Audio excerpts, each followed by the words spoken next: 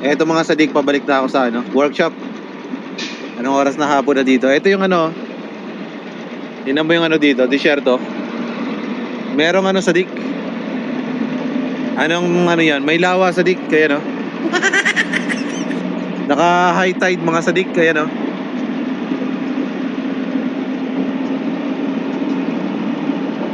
High tide mga sadik sa kabilang side. Pero dito sa kabila, wala mga sadik, kaya no? Wala dito. Okay. Ayan o.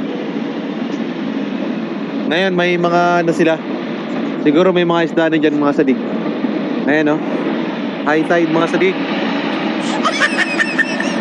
Ayan o.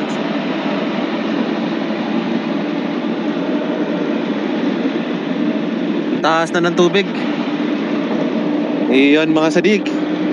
Malapit kasi sa dagat eh. Parang fish pan, di ba? Maganda tingnan mga sadik. Ayan o. Iyon mga sadik.